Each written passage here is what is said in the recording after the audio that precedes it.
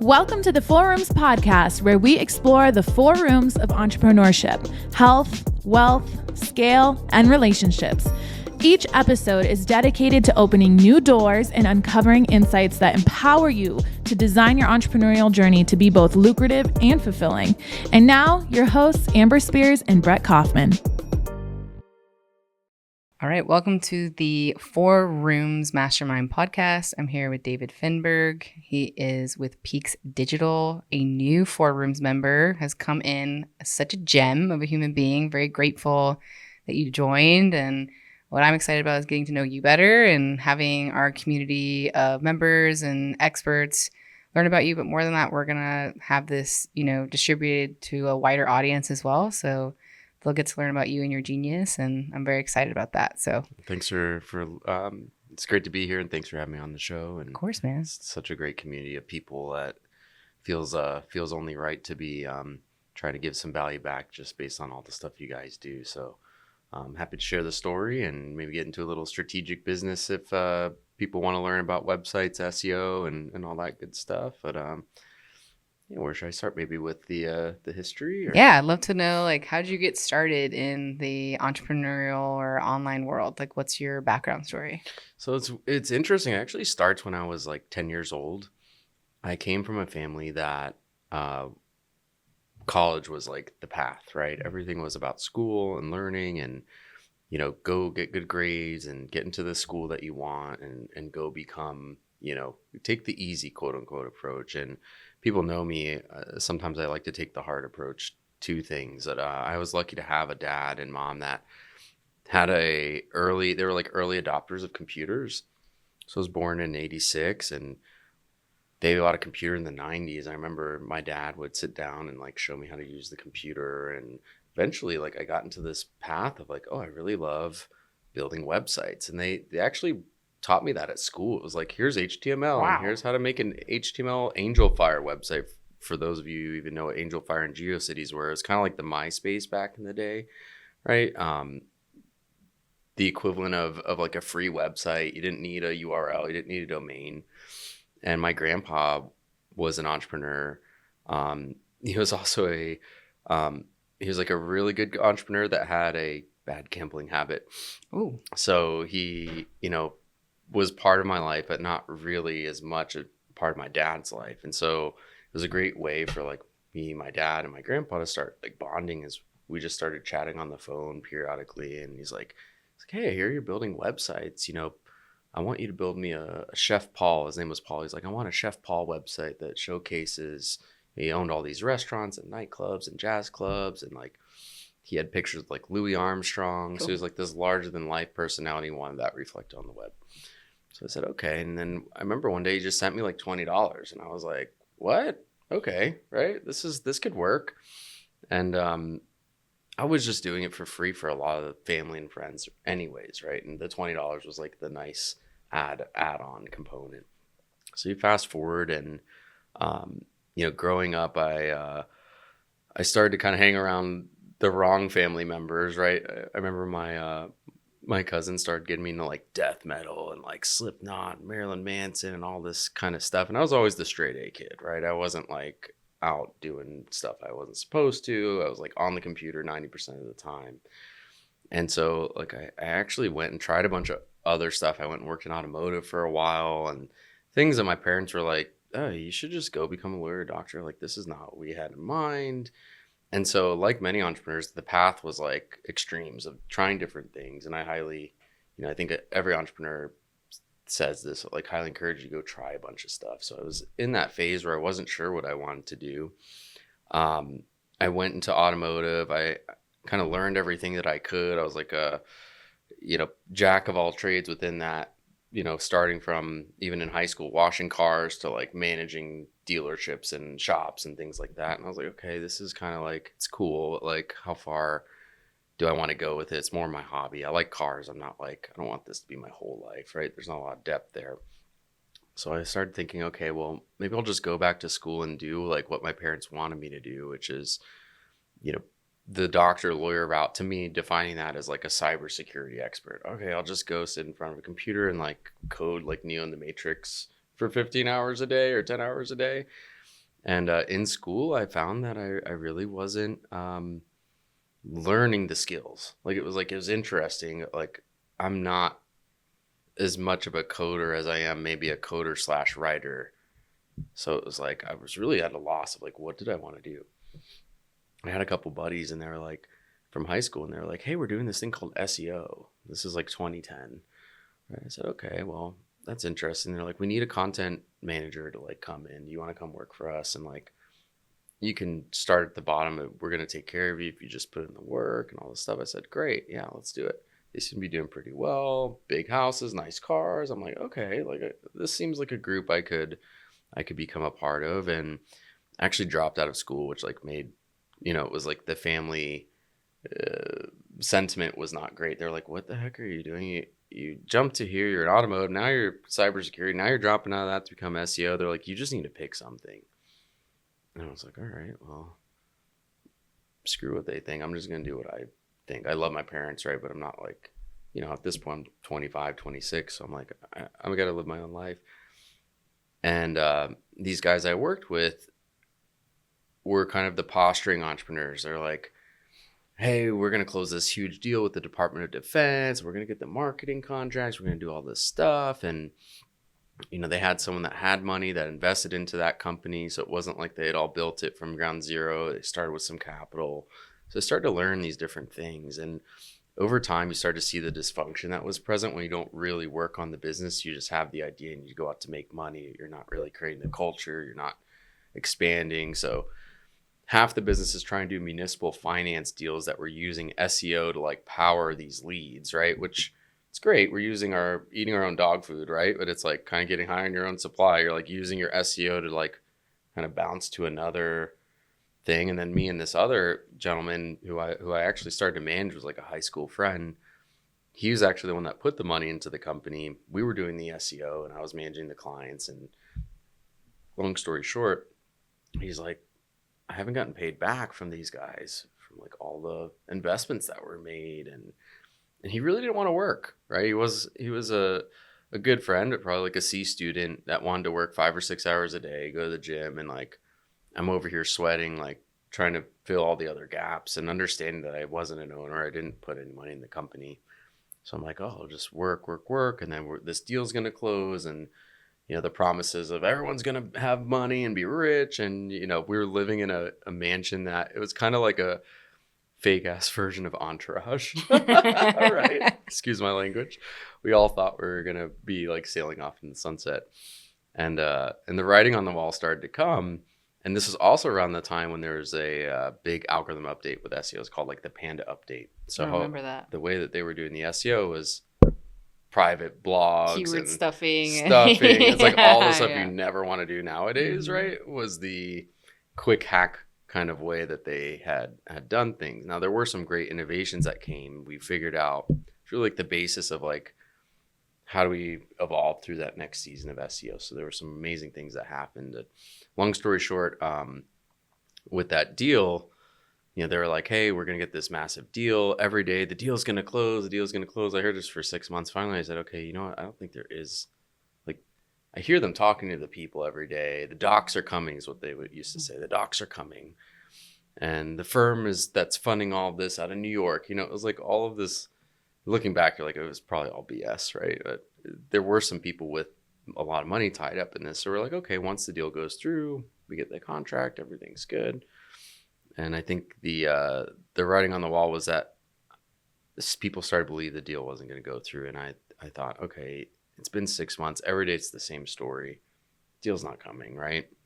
So instead of like sticking it out with these guys, they all started to fight, right? And they're like, well, I want to take this client and take this client. I said, well, the great thing is I don't have any ownership in the company, right? At some point they were going to give me 5% or something. I said, well, guess I'm just going to have to like move back home with my parents. Like, I don't know. And they're one of the guys like, hey, if you come work for me, I'll take care of you again. I said, yeah, well, we did that once. Like, didn't really work out to the point. Like I wasn't maybe making $1,000 or $2,000 a month. The rent was paid. Like we all lived in the house. So it really wasn't enough to build anything real on. So I moved back in with my folks and they were so disappointed. They're like, should have stayed in school. They're like, well, this is what happens when you take the risk. And there was like that moment, a little bit of regret where you're like, oh shit, how did I get myself in this? Right. And that was the time when I really started to kind of really echoed in my head of like, you need to stick with something. You can't just keep jumping around. I was starting to get into my later 20s, right? You're like, okay, I'm 26, 27. Like, I need to like lock into something. And I had a cousin who started this company, JLab Audio. They're like little headphones. Now you can buy them at the airport.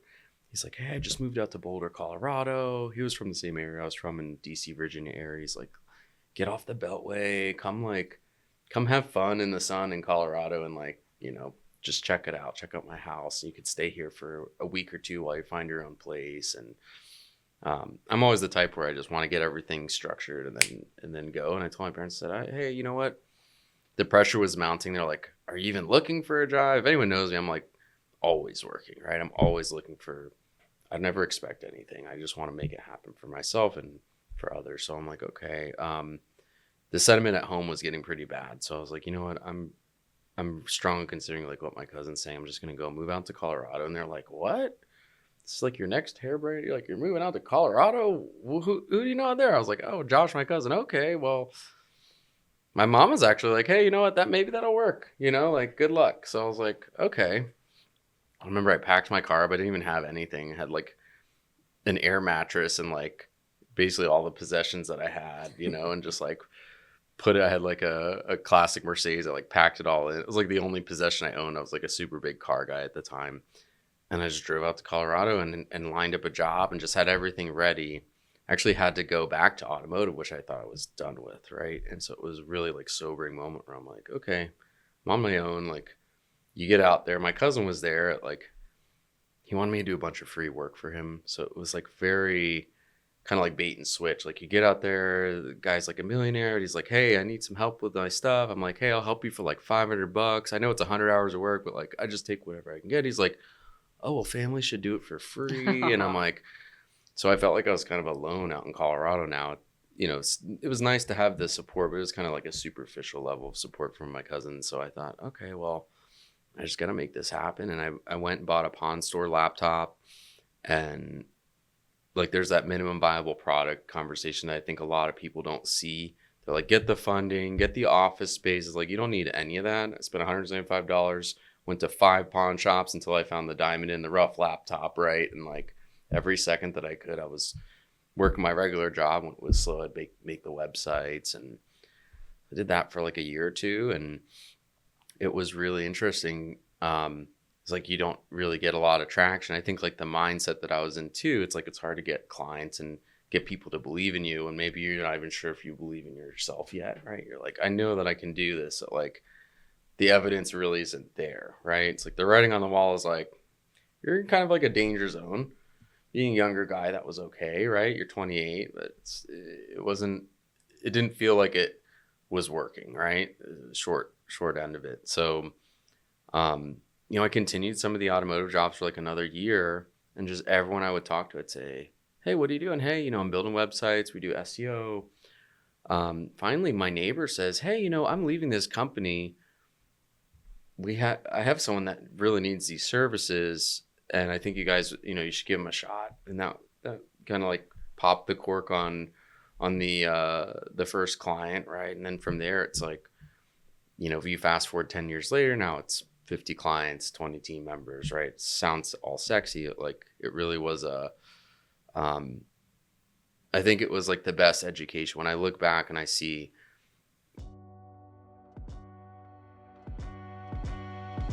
if you're looking to get even more from the 4 Rooms podcast, you don't want to miss our exclusive newsletter. This is your personal invitation to join a community of like-minded entrepreneurs who are all about balancing health, wealth, scale, and relationships. Each week, we're going to bring you additional insights, tips, early announcements, and other information that we just can't fit into this podcast episode. Plus, it's a great way to keep the conversation going and ensure you never miss a beat in your entrepreneurial journey. It's easy to subscribe. Just visit 4roomsmastermind.com, scroll to the bottom of the page, and enter your email. That's 4roomsmastermind.com, and just enter your email. We promise to keep things light, keep your inbox interesting, informative, and fun. Join the Four Rooms community today, and let's grow together. Working at that company, and it was also traumatic because like you lose a lot of those childhood best friends when you're working with them and something doesn't work out, right? Yeah.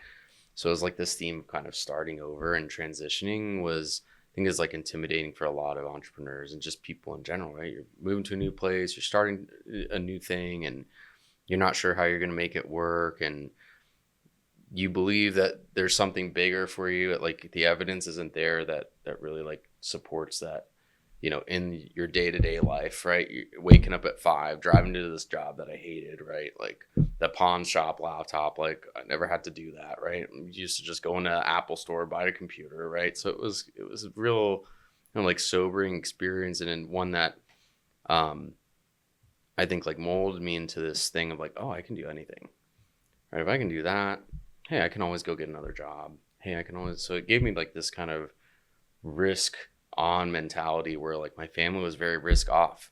My mom was like Air Force, my dad was Air Force. Like you go, you do this. So the journey was a lot more, I think, up and down than it maybe needed to be. Although I think, I don't like to say the word should. I just think it worked out how it's supposed to, and the challenge was really sticking with it from that point. Probably for the next 2 years, I thought, well, maybe I should just go get an SEO job. Like I was making like 30 grand a year once I transitioned full time into the business, where I was probably used to making 60 or 70, right? So, 50 to 70, let's say, on the lower end, depending on the year. So I remember I was working this job. I was selling service at like a car dealership, right? Helping people like figure out what they need to spend to get their car fixed. And I was actually making pretty good money for it. It was like the most money I'd ever made. I was like, oh my God, I had like a $75,000-$80,000 a year, right? I was making a couple grand on this, this has included the side money that I'm making from Peaks Digital, the SEO company. So I'm like, all right, making 60 over here, 10 or 15 over here, right? Like 2 years later, life seems pretty good, right? I'm like, hey, this is working out. And I remember I got fired from my job. I'd never been fired from a job. People who know me, it's like they're always like, are you working? Because like they know how much I work. And I treated that company, almost like it was my company. It was a mom and pop like auto dealership that I was working at. And me and the manager, who was like best friends with the owner, had a dispute about something trivial. And long story short, they almost like they shouldn't have fired me. Again, the word should, like, I think it all happened for the right reasons. That, like, if I were to go into the story, which I don't want to, like, it's not a big part of it. Long story short, I felt like unjustly, I was like their top seller. I showed up on time. I tried to make the rest of I was like leading their business. They had this manager that would literally just go like drink vodka and like, he's like, hey, I'll be back, and like leave gone. me the business for the whole day. And we're really busy. I was like, we have like 10 people here. I can't service all these people. And so then I went from back to like making like $2,000 a month. And because they were like, well, we're just deciding to terminate. I like got in a car accident the next week. The unemployment was denied. They were like, no, they're saying that you quit, even though they fired me. They're like, they said you quit. I never quit, right? I walked out, maybe had a cigarette or something, right? And quote unquote abandoned the position for 15 or 20 minutes. And they were like, we don't want you to come back. And I was like, okay. So I'm like, you're telling me not to come back, but now you're saying that I quit. It was like a whole mess.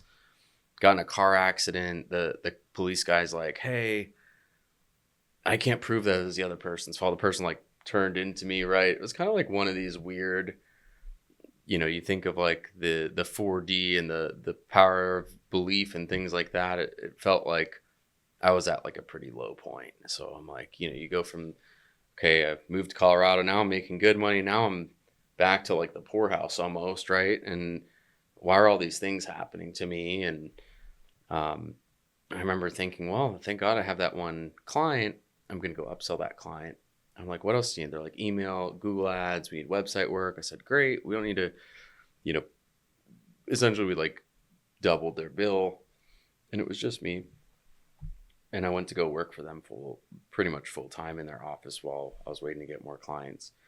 And the short end of it is like things just took kind of a dark turn. And I remember thinking, like, this is not fair. Like, I did everything that I thought was right and like tried to add the value and like did add the value. Like the shop that let me go was like record year, all this stuff. So it's like kind of reinforce this thing of like, you need to go continue to do things on your own. And like you'll add the value to these businesses. So there's like that kind of push of like the trust theme of like times when I went to go work for other people, you put all that sweat into it, right? And it's a lot of good things that happen at those places that like that's really what pushed me to keep going on my own path. And then everything started to work out. It was like, I remember the unemployment place called and they were like, we're gonna have a call with that old dealership. They're like, why did you say that you that he quit if you fired him?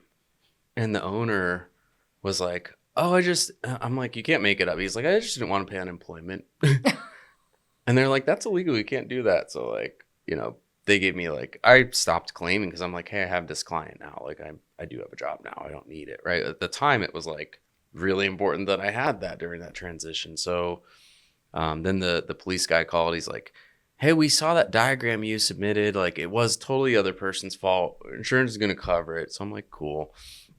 So I think looking at that, like, really deep time in my life, it was like everything seemed like it was going wrong.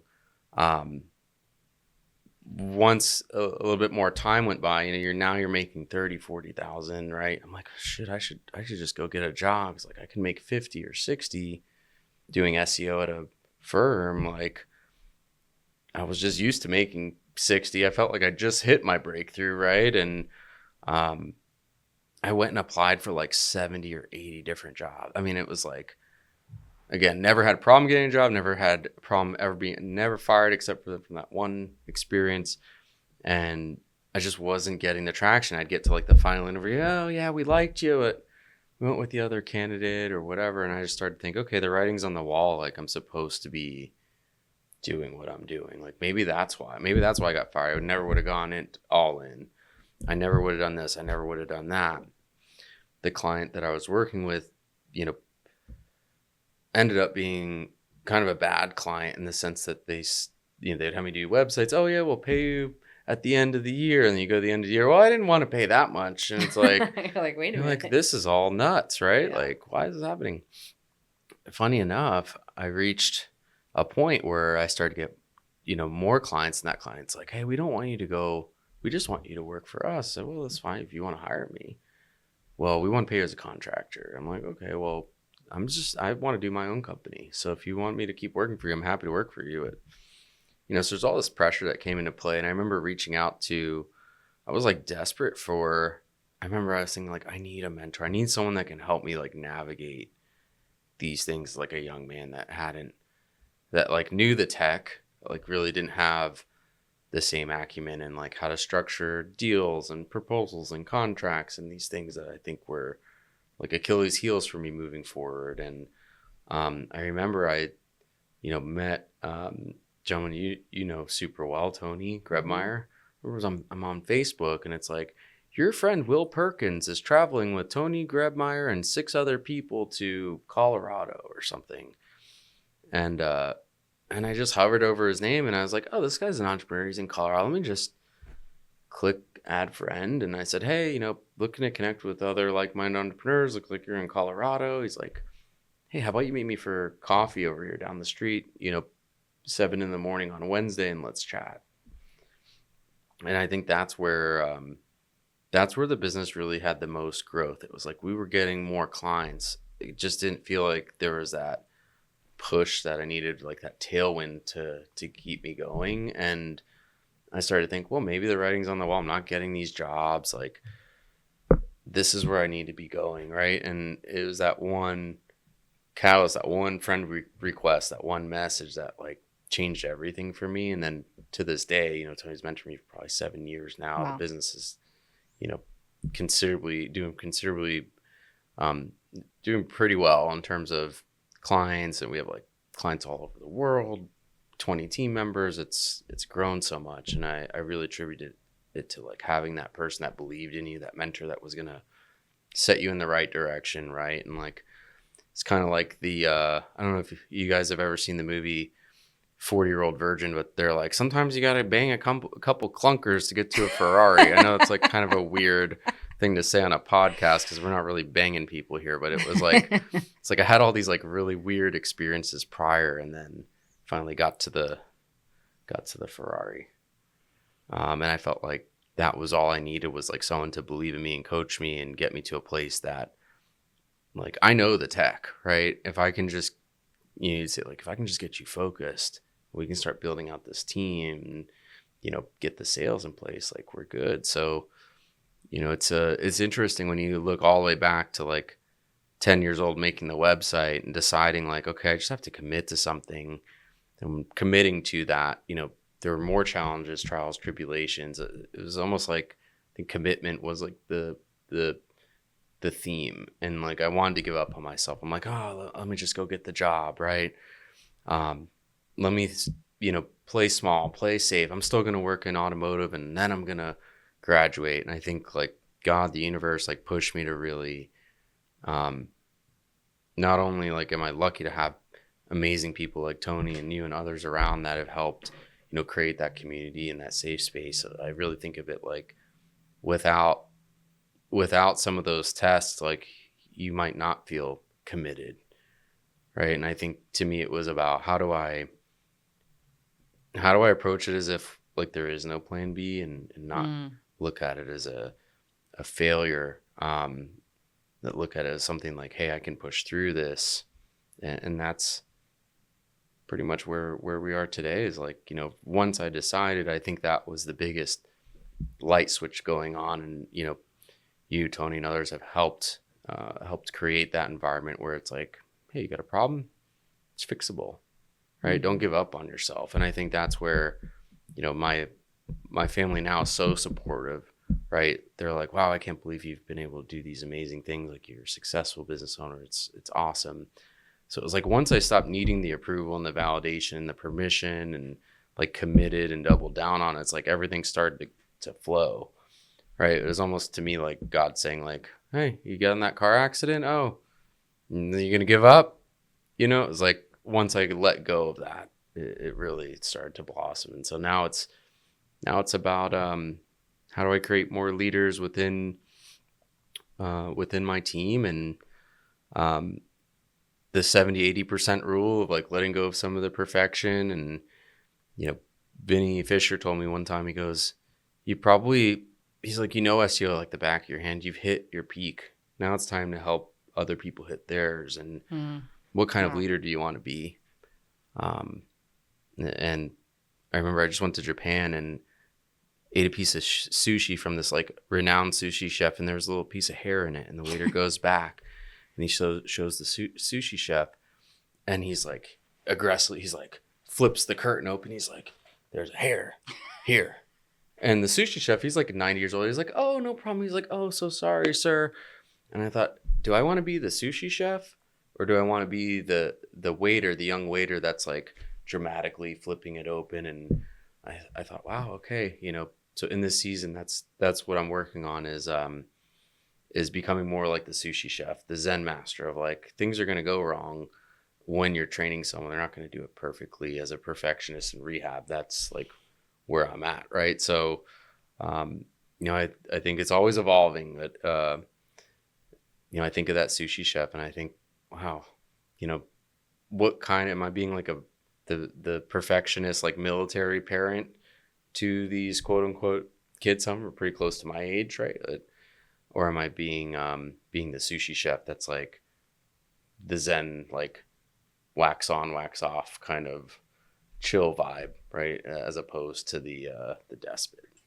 A really interesting way to end. Do you want to be the sushi chef, or do you want to be the dramatic, impatient server? I think it's a really good, I mean, there's so many lessons what you said, right? Not giving up on yourself, finding mentors, all the things that you went through from, your parents wanting you to be on a certain path and your cousin betraying you and, getting fired, all that stuff, I think just prepared you for where you are now, because business can be really hard. It can be really disappointing.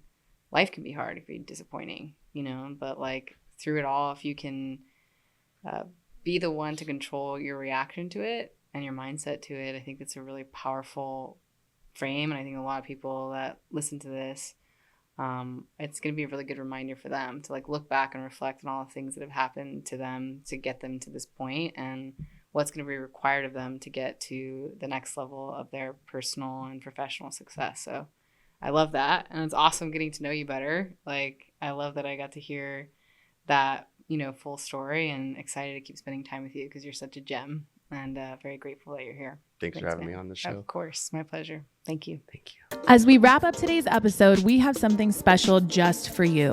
If you've been inspired by what we've explored today and you're ready to take your learning to the next level, then our 4 Rooms Mastermind live event is the perfect next step.